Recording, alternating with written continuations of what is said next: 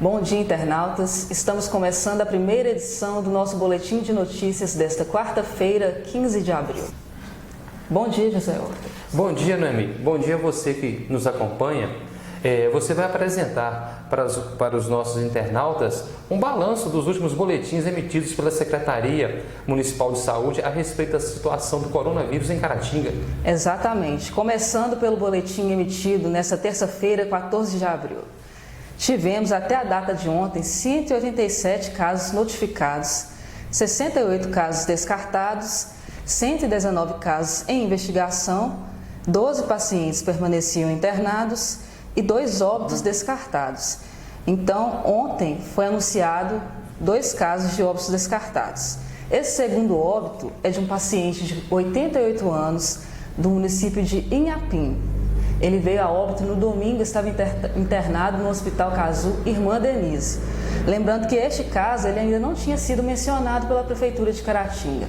Ontem que todos tiveram a notícia de que esse paciente estava sendo investigado, que ele veio a óbito e o resultado da sorologia deste paciente saiu no próprio dia da morte, no mesmo dia, no domingo, esse resultado foi divulgado.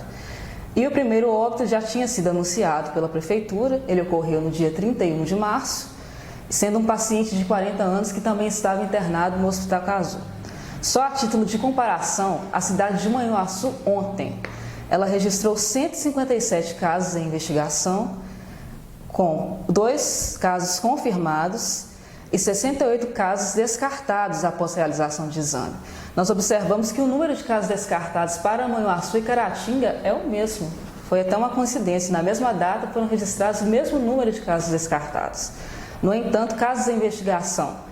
Manhuaçu registrou 38 casos a mais em investigação do que Caratinga. Agora, fazendo a comparação do número de casos de terça-feira para a segunda-feira, dia 13 de abril. Caratinga, no dia 13, registrou 178 casos notificados, 66 casos descartados, 112 casos em investigação e 10 pacientes internados. Ou seja, entre segunda e terça-feira, foram 9 notificações a mais em Caratinga.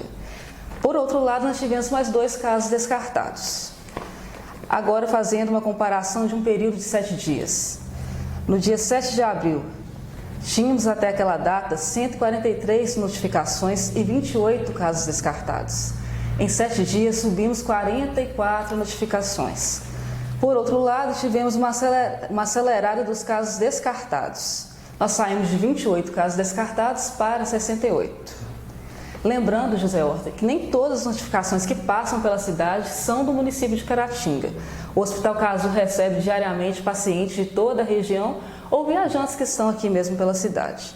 Para se ter uma ideia, das 187 notificações de ontem, 26 são pessoas residentes em outras localidades. Por exemplo, 4 pessoas de Santa Rita de Minas, 4 de Inhapim, 4 de Ubaporanga, 4 pessoas de Bom Jesus do Galho, 2 de Piedade de Caratinga, 2 de Nova Iguaçu, no Rio de Janeiro, 2 de Santa Bárbara do Leste, Minas Gerais, 1 pessoa de Entre Folhas, 1 de São Paulo, 1 da cidade de Timóteo e 1 de São Sebastião do Anta. Então, nós observamos muitos casos de pessoas da região que passam aqui pelo município de Caratinga.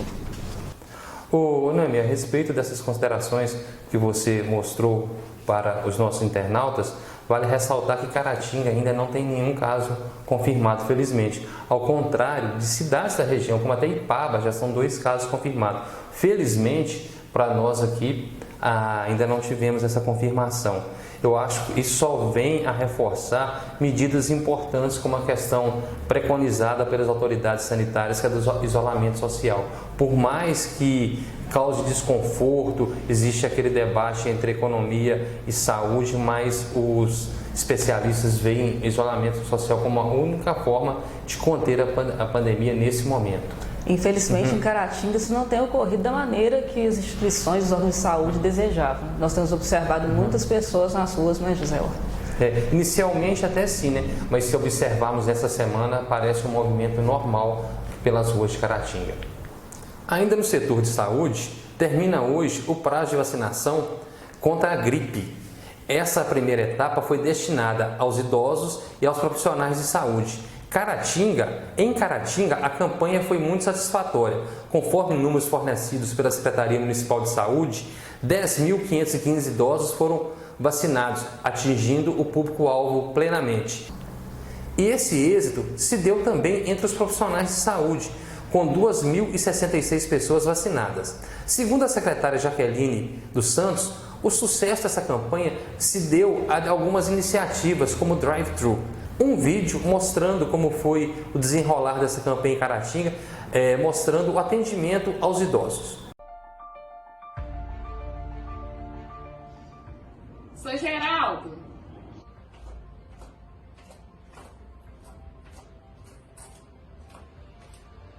Vem, seu Geraldo. A gente deixa vacinar o senhor, tá bom?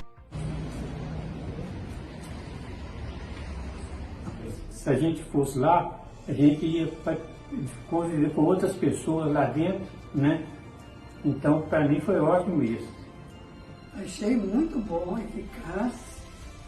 Notei que a moça é muito delicada, não senti nada e estou mais tranquila, graças a Deus.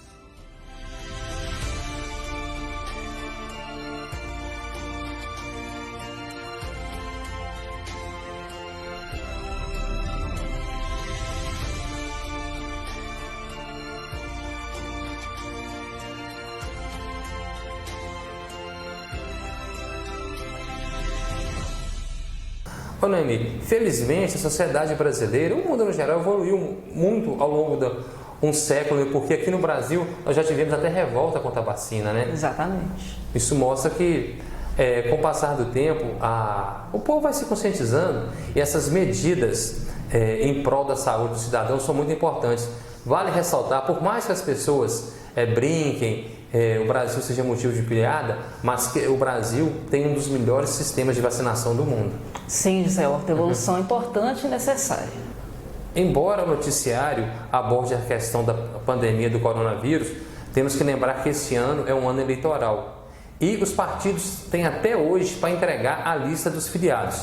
Essa lista deve conter a data da filiação, o número do título de eleitor e o nome do filiado. Vale lembrar, se a relação de filiados não for atualizada até a data limite, hoje, a filiação constante da última relação remetida à Justiça permanecerá inalterada. E sobre as eleições desse ano, a ministra Rosa Weber disse que o calendário continua inalterado, embora foi criada uma comissão para analisar que efeito essa pandemia do coronavírus terá sobre as eleições. Ô Noemi, a respeito dessa filiação, você tem um dado também passado pelo tribunal, né? Exatamente, José Horta. Além de tudo que nós falamos aqui, o Tribunal Superior Eleitoral irá averiguar se há duplicidade de legenda, ou seja, se o pretenso candidato pertence a dois partidos, o que não é permitido pela Justiça Eleitoral. Um bom dia aos nossos internautas. Até as próximas notícias da tarde desta quarta-feira e um abraço a todos que nos acompanham. Bom dia e nos acompanhe em nossas redes sociais. Sugestões, críticas, envie pra gente. Obrigado.